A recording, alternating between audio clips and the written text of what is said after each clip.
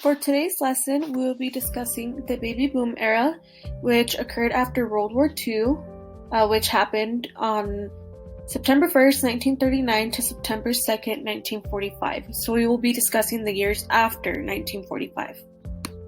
After World War II ended on September 2nd, 1945, there was a big increase on how many babies were born during that time.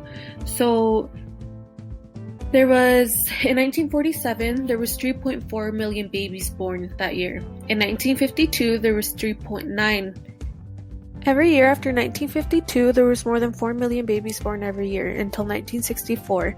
During that whole time period, there was a total of 76.4 million babies born, which made up about 40% of the American population.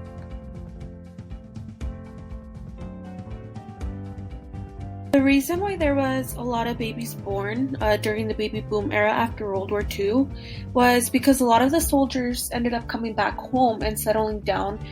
The reason why a lot of soldiers settled down and got married was because the GI Bill promised a better pay in jobs, better access to jobs, and affordable housing, so they felt more stable and confident in being able to provide for their families. The baby boom era was such a change from the decline of birth rates during the Great Depression, which occurred from August 1929 to March 1933. Birth rates had never been so low before in the United States like it was at that time, which made the change even more noticeable by the nation. Due to the Great Depression being a time of economic crisis in the United States, people decided to not have children during that time because they couldn't afford to support a bigger family. After World War II, people were feeling more confident in the economy and were determined to take advantage of it by starting their own families.